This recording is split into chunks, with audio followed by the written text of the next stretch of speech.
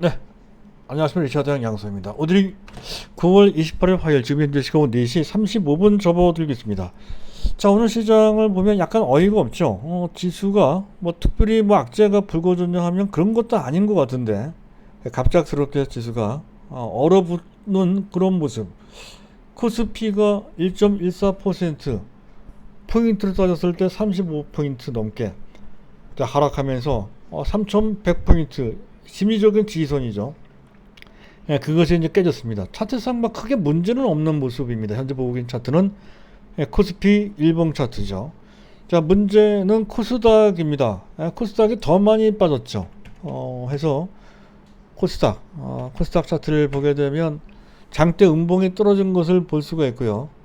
최근 6개월간의 모습을 보면 다수의 봉우리가 이렇게 중첩되어 있는 모습을 볼 수가 있습니다.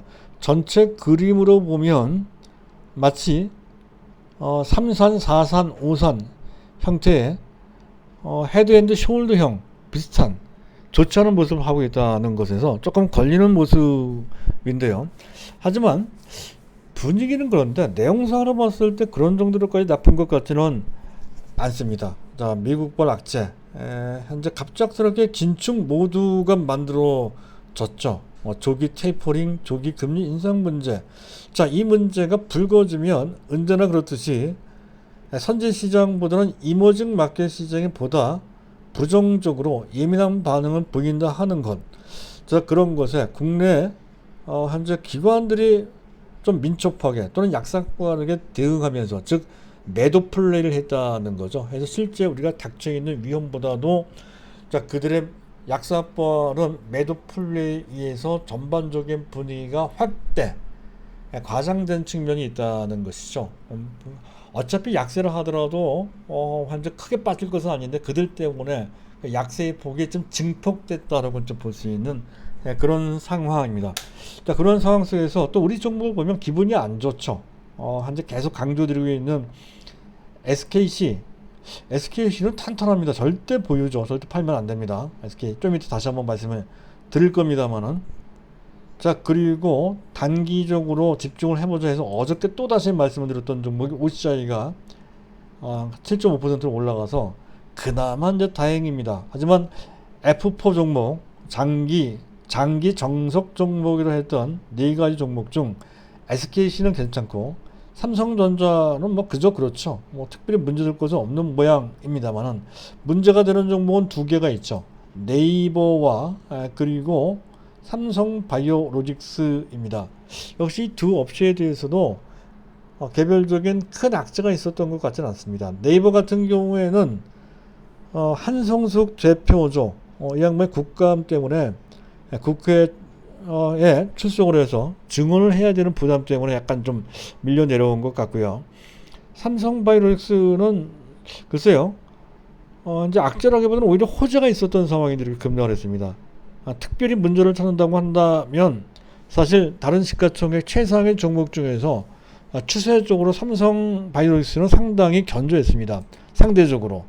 그래서 연말에 다가오면 올수록 전반적으로 관련 시총 상위 종목과 어느 정도 키를 좀 맞출 필요가 있다는 차원에서의 단기성보다는 중기적 관점에서의 매물이 한꺼번에 쏟아져 나오면서 낙폭이 좀 심화된 그런 측면으로 그렇게 해석이 됩니다.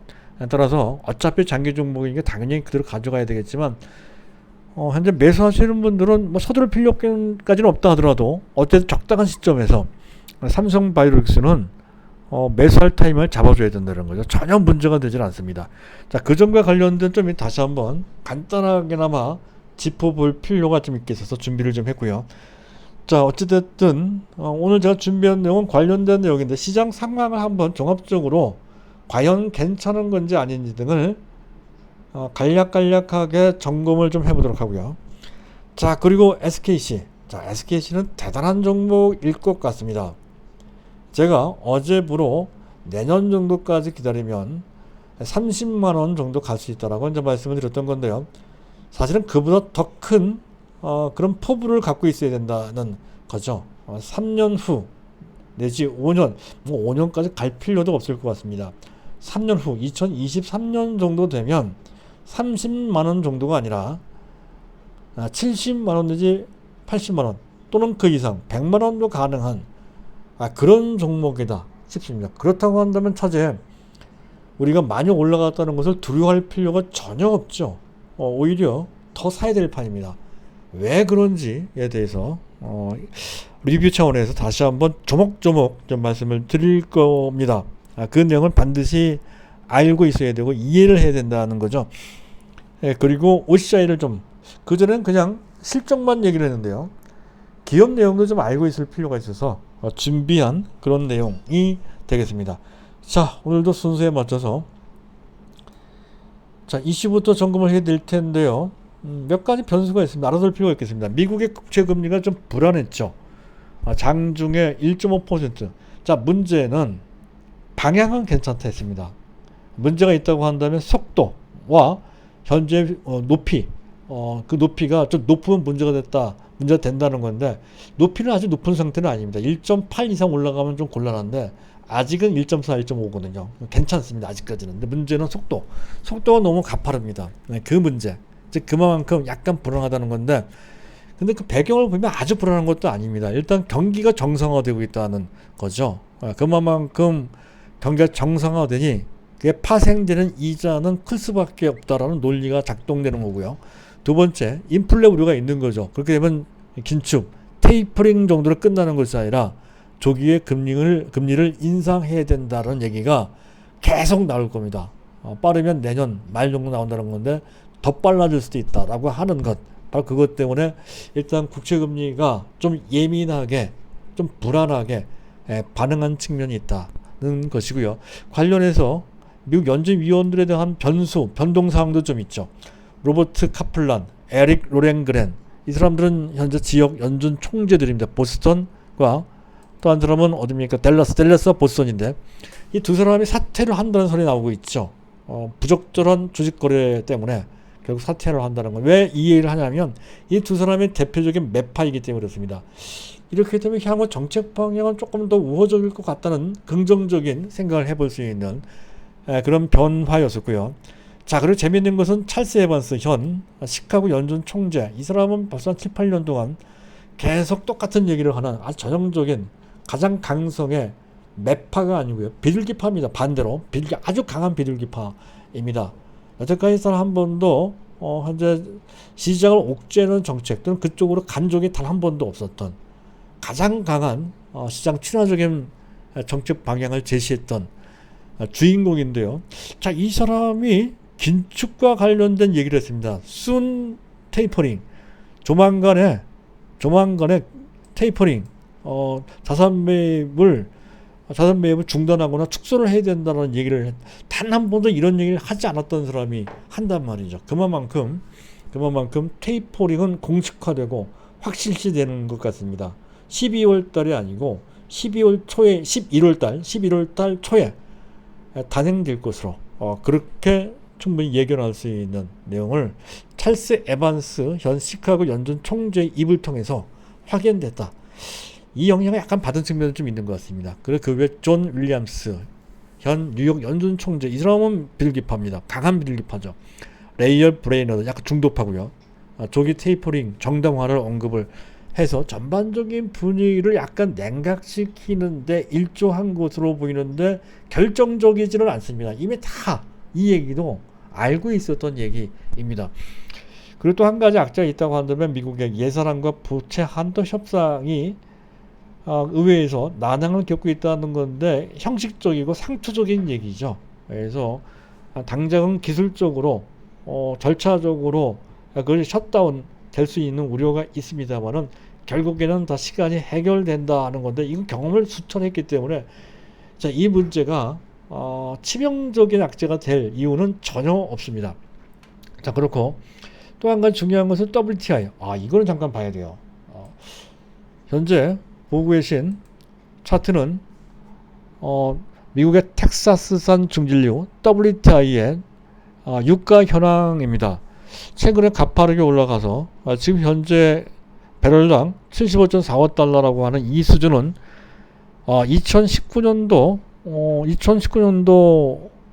2018년도인 것 같네요. 2018년도 11월 달 정도의 수준입니다. 3년 전 수준이라는 것이죠. 3년 내 최고가 수준까지 현재 올라가 있다는 것을 일단 한 가지 알아두시고요.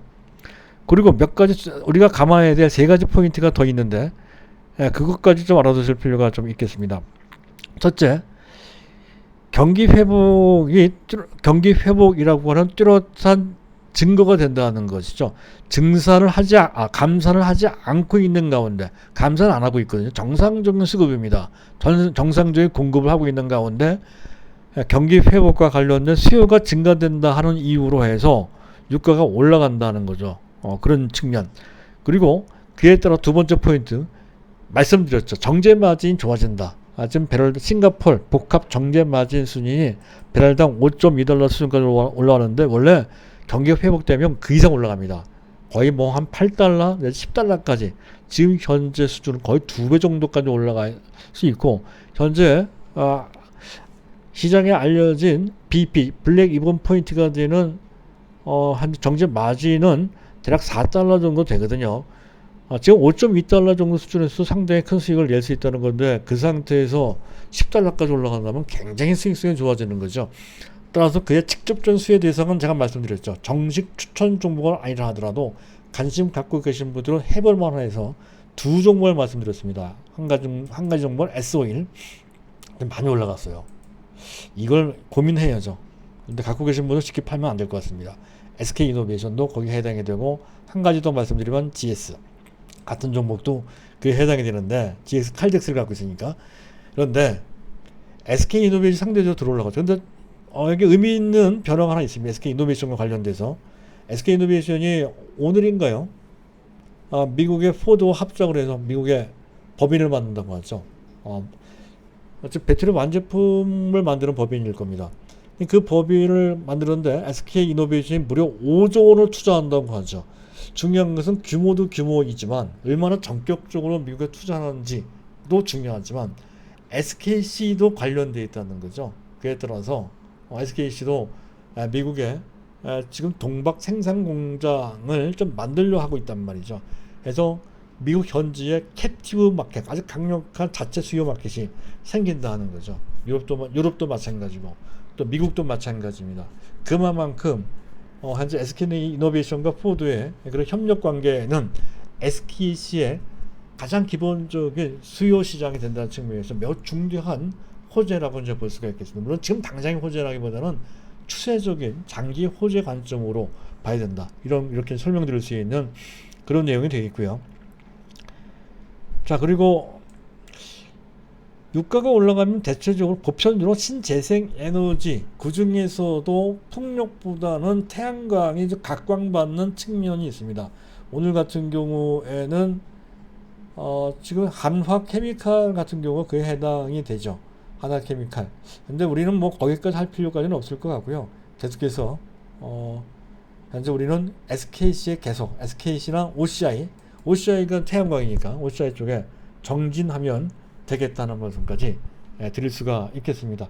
자, 여기까지 시장을 봤고, 그리고 이제 시장을 점검을 좀 잠깐 해볼 필요가 있어서 말씀드릴까 합니다. 일단 미국의 10년물 국채금리는 장중에 1.5% 이상 올라가기도 했다가 결국에는 1.4819% 정도 수준으로 조금 안정되면서 마감은 됐지만 아직 확실하게 안정된 수준까지는 아니고요.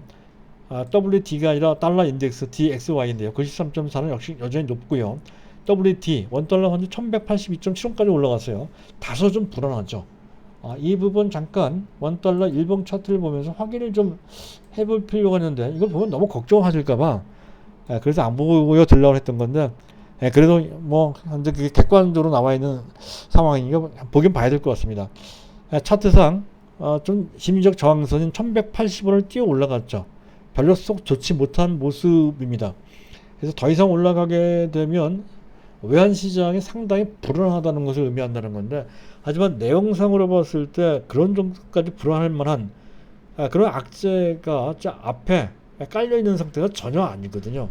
그냥 단기적으로 뭐 테이퍼링 문제, 또 홍당 문제, 기타 등이 엮이면서 시장 반응 차원에서 단기적으로 올라온 것으로 그렇게 판단이 됩니다. 하지만 경계는 하고 있어야 된다는 관점에서 계속 살펴볼 필요가 있겠다 하는 그런 관점이고요.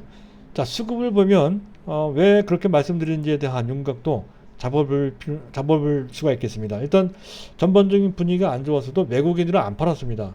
물론 삼성전자를 오늘 9거래일 만에 팔긴 팔았는데 그 규모가 별로 크진 않죠. 현재 보고 계신 화면에 오른쪽 상단에 있는 차트가 삼성전자에 대한 수급을 막대 그룹으로 그린 그런 그림인데요. 막판 오늘이죠. 오늘 약간 작은 음봉에 떨어진 것을 볼 수가 있습니다. 매도를 했다는 얘기죠. 큰 대규모로 매도하지는 않았습니다. 어쨌든 그래서 전반적으로 수급상 외국인의 태도는 크게 문제될 것이 없는 관망 스탠스였다고 볼 수가 있고, 다만 국내 기관 중에서 금융투자가 전체 5,500 순매도 중 90%가 넘는 5,100억 이상 순매도하면서 전반적인 흐름을 크게 꺾이는데 상당한 역할을 했다. 약삭부르게 대응하는 과정에서 한국 증시가 좀 다쳤다, 이렇게 표현할 수 있는 그런 상황입니다. 아마도 장중 내내 미국의 나스닥 선물이 안 좋았습니다. 뭐 그런 것도 작동된 것으로 판단이 되는데, 나스닥 선물이 안 좋다고 해서 반드시 해당 일에 미국 증시가 나빴던 것은 아니죠. 다만 지금 당장은 테이퍼링 문제, 조기 금리 인상 문제가 수명으로 다시 올라오는 분위기라서 약간 부정적인 영향을 받는다 하는 정도까지만 우리가 알고 있으면 된다는 건데, 이미 다 알고 있는 내용이니까 그 문제가 그렇게 심각하게 확대될 정도까지는 아니다 하는 거고, 베이시스도 마찬가지입니다. 베이시스도 그런 것에 따른 현재 표피적으로 기계적으로 반응하는 과정에서 베이시스가 마이너스 0.5, 지금 종가 기준으로 마이너스 1.3, 막판에 약간 밀려서 그런 것 같습니다. 많이 벌어져 있죠. 썩 좋지 못한 모습이 나온 것도 그렇게 기계적으로 또는 표피적으로 반응하는 과정에서 나타난 단기 현상에 불과하다 하는 정도로까지만 이해하시면 될 것 같습니다. 가장 중요한 것은 외국인들의 태도가 뭐 그런 정도로까지 위협적이지 않다 하는 것에 초점을 두고 볼 필요가 있다 하는 것이죠. 자, 여기까지. 자, 그리고 OCI를 SKC를 얘기를 안 할 수가 없죠. SKC를 준비한 내용대로 말씀을 드릴까 합니다. 그 전에 몇 번에 걸쳐 말씀을 드렸으니까 요약해서 말씀을 드릴까 합니다. 일단 2차 전지에 대한 동박과 관련돼서는 그 전에 말씀을 드렸으니까 오늘 생략하도록 하고, 동박 외에 새로운 차세대 신소재를 준비하고 있다는 거지. 기존에 강력히 성장하고 있는 동박도 동박이지만 일렉포일이지만 그거 말고도 더 큰 미래를 위해서 차세대 소재, 가장 대표적인 것이 실리콘 음극재, 대주전자재료와 관련되어 있다고 말씀드렸죠. 또 하이니켈 양극재, 니켈이 많이 함유되어 있는 양극재 시장으로까지 진출을 모색하고 있다는 건데, 이 부분과 관련돼서는 상당한 내공을 이미 갖추고 있는 상태입니다. 따라서 조만간 이 부분에서도 괄목할 만한 성과를 낼 소지가 대단히 높다는 건데, 이 부분 모두 차세대 현재 2차 전지 소재라고 보시면 된다는 거죠. 그래서 그 부분, 그리고 거기서 그치지 않고요, 반도체 부분, 현재 즉 2차 전지 고체 소재 외에 반도체 부분, 원래 하고 있었던 것이 CMP 패드 및 블랭크 마스크인데, 블랭크 마스크가 앞으로 커질 가능성이 상당히 크고요. 또 배경에는 SK 하이닉스가 깔려 있단 말이죠. 그것도 크지만 또 한 가지는 새로운 성장 동력으로 컴퓨터용 글래스 기판, 이 글래스 기판 획기적인 역할을 할 소지가 상당히 높다는 거죠. 그래서 패키지, 최근 들어서는 반도체 크기 사이즈를 줄이는 데 있어서 상당한 한계점에 와 있는 상태이기도 합니다. 따라서 전체 반도체 크기를 줄이기 위한 획기적인 방법 중에 패키지를 효율적으로 운영하고 줄이는 것이 크게 떠오르고 있는 분위기거든요. 그런 상황입니다. 그런 상황일 때 패키지 두께를 2분의 1로 면적을 20%, 전력 50% 감축할 수 있는 새로운 기판이 바로 현재 SKC가 준비하고 있는 컴퓨터용 글래스 기판인데요.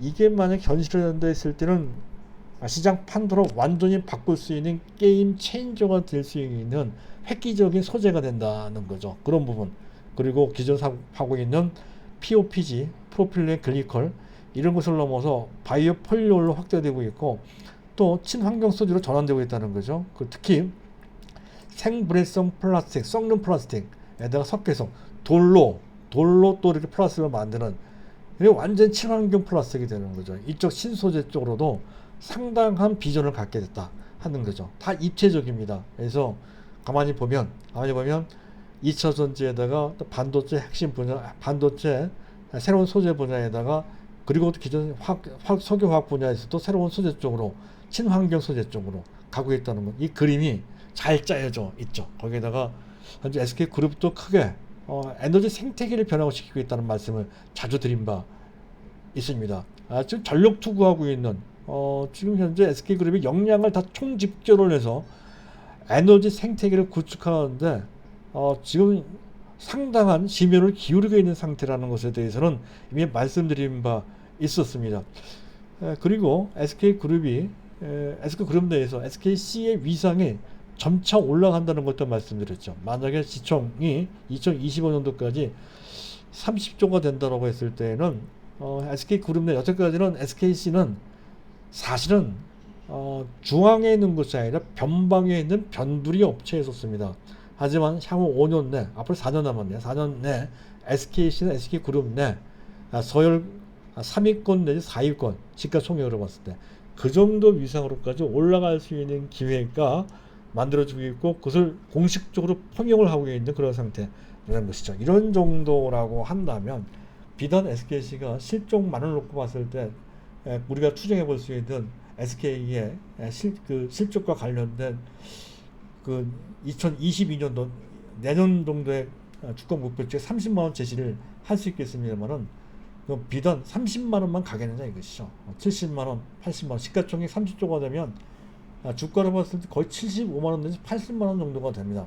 그 정도까지 가는 것은 기본이고, 잘하면 100만 원도 갈 수 있는 그런 그림이 지금 그려지고 있는 초입 단계에 와 있다는 거죠. 따라서 이미 많이 올라갔다고 해도 앞으로 걸어갈 길이 훨씬 더 많이 남아 있으니, 당연히 우리가 갖고 있는 위치에서 봤을 때 절대 팔면 안 되고, 오히려 안 갖고 있는 부족하면 더 사야 되는 판이다 하는 관점으로 보시면 될 것 같습니다. 자, 여기까지고요. 자주 말씀드린 내용이 좀 워낙 중요하기 때문에 또 한번 강조를 드렸다고 생각하시면 되겠습니다. 마지막으로 OCI 보도록 하죠. OCI의 사업 구조가 잘 알려져 있지 않는데요. 좀 알아두실 필요가 있습니다. 오늘 4개 부분으로 나눠져 있죠. 베이직 케미칼, 원래 했던 폴리실리콘 및 TDI, 이 사업 부분이 있고요. 아마 TDI는 플라스틱에 들어가는 걸 겁니다, 아마. 그리고 폴리실리콘은 당연히 태양광 패널에서 쓰이는 소재죠. 그리고 기본 원래 했었던 주업은 카본 케미칼입니다. 피치는 아마 알루미늄 만들 때 쓰이는 부가재 같은 역할을 할 겁니다. 알루미늄 만들 때 들어가는 전극재 만드는 소재입니다. 피치. 포스코 케미칼도 아마 같은 피치로 만들죠. 카본 블랙. 카본 블랙은 타이어 만들 때 강화제로 쓰이는 거고, 벤젠 같은 것을 카본 케미칼이라고 합니다. 이 두 사업이 절대 비중을 차지하죠. 현재 매출 비중을 따졌을 때 이 두 사업 부분이 전체 85% 정도를 차지하고 있고, 나머지 ES는 에너지 솔루션 쪽, 열 병합 발전소 같은 건데요. 비중이 아직 낮고 영업이익 기여도도 여전히 낮습니다. 전체적으로 가장 중요한 것은 베이직 케미칼과 카본 케미칼이라는 것. 도시개발은 이제 시작됐기 때문에 아직 매출 비중은 작은데, 향후에 상당한 효자 역할할 가능성이 상당히 높다고 설명을 드리고 있죠. 일단 조만간에 도시개발과 관련된 현금 유입 규모만 하더라도 최소한 1조 원 내지 2조 원 정도의 현금 유입이 되고, 나중에 그 도시개발과 관련된 평가이익 수준도 최소 5천 내지 조 단위가 될 소지까지 있다 하는 관점으로 크게 보고, 도시개발도 놓치지 말고 좀 보자 하는 관점이고요. 자, 그리고 폴리실리콘 가격이 급등하고 있다는 거, 원래 6월달까지 급등했다가 7월달부터 약간 내려오는 듯 했다가 다시 올라갑니다. 그 배경에 대해서 말씀드리고 있죠. 지금 유가도 올라가고 정책 환경도 그렇고 중국 규제와 관련된 것도 말씀을 드린 바 있습니다. 그래서 2분기는 이미 어닝 서프라이즈인데 3분기, 4분기도 어닝 서프라이즈가 나올 소지가 대단히 큽니다. 그래서 보수로 본다 하더라도 작년에 적자 봤던 기업체가 금년에 갑작스럽게 5천억 정도의 영업이익을 내고, 내년도에는 근 1조 정도를 낼 것으로 그렇게 예상된다 하는 그림이 그려집니다. 자, 그 점에 대해서는 중국 제재, 바이든 정책 수혜 이런 것을 말씀드렸고, 자, 그 배경은 또 패널 업체들이 경쟁적으로 캐파를 확대하고 있다는 것도 배경이 됩니다. 또 아마존 등 글로벌 빅텍들이 또 친환경 에너지를 태양광이죠 주로 그걸 전폭적으로 구매를 하는 것도 수요 기반이 된다는 것도 그렇고요. 또 오늘 나온 뉴스입니다만은 OCI가 이 현대차와 더불어서 텍사스에 전기차용 배터리를 재사용하면서 ESS 에너지 저장 장치 실증 사업을 추진한다는 것도 작은 호재이긴 하지만 의미 있는 그런 호재이고요. 어쨌든 그렇습니다. 이런 배경을 갖고 있다는 거죠. 그래서 이런 정도로 한다면 아주 길게 볼 것 같지는 않지만 적어도 내년 정도까지는 좀 놓고 OCI를 기대해 볼 수 있다는 건데, PER 수준을 좀 말씀드렸었죠. PER 수준은 금년 예상 실적으로 봤을 땐 약 9배 정도 되고요. 내년 실적 기준으로 봤을 때 불과 5배 정도밖에 되질 않습니다. 그렇다고 한다면 많이 올라갔지만 이 정도 가격에서도 일단 갖고 계신 분들은 그대로 갖고 있어야 되겠죠. 기술적으로는 약간 위험한 부담되는 수준인데, 지금 현재 갖고 계신 분은 그래도 팔지 말아야 될 것 같고, 매수하고자 하시는 분들 만약 지금 한다면 부분적으로만 가능하죠. 전격적으로 매수할 때는 아직은 아닙니다. 그런 정도로 기술적으로 타이밍이 왔을 때 찬스를 한번 잡아보시기 바란다 하는 말씀을 드릴 수 있겠고, 어쨌든 갖고 계신 분들은 무조건 갖고 있어야 되겠죠. 단기 목표 가격은 최소 18만원 정도인데 상황에 따라 20만원으로 현재 변경할 수도 있습니다. 어쨌든 그 정도로 긍정적이다 하는 말씀을 드릴 수 있겠고요. 마지막으로 이제 그 삼성 바이오로직스인데, 오늘 악재가 나온 것은 전혀 아닌데 주가가 이제 많이 밀려 내려온 것은 아까 그런 배경, 일종의 키 맞추기다 이렇게 보시면 될 것 같습니다. 삼성바이오로직스의 오늘 호재는 그거죠. 지금 현재 수주를 상당히 활발하게 받고 있는 상태, 이미 작년 전체 수주를 능가하는 수주를 이미 받아놓고 있는 상태입니다. 그런데 계속해서 그게 상향 조정되고 있다는 소식이 전해지고 있죠. 어제 봅니다. 로시에 기존에 약 3,550만 불짜리 CMO 수주 받은 게 있는데, 그것에 한 6배 정도 큰 규모로 확대 재조정에 대해서 정정 공시를 했다는 소식이 있죠. 호재죠. 그래서 전체 이미 알려진 수준, 금년 수준 69억 정도, 만불 정도 되는데 71억 불 정도 수준으로 다시 재조정이 됐습니다. 계속 늘어나고 있다는 건데, 아직 9월 달도 끝나지 않았는데 작년 실적을 이미 능가하고 있습니다. 그렇다고 한다면 제4공장이 완공되는 내년부터 본격적으로 실적이 더 개선될 소지가 없다 하는 것으로 긍정적으로 볼 수 있다는 거죠. 그렇다고 한다면 오늘 빠진 것이 약간 속상하긴 하지만 그런 거 저런 거 따질 필요 없이 여태까지 원래 초심이 장기적으로 보자고 했던 그 초심대로 그런 건 신경 쓰지 말고 계속 밀고 나가면 된다 하는 것을 강조드리고자 합니다. 자, 오늘은 여기까지입니다. 감사합니다.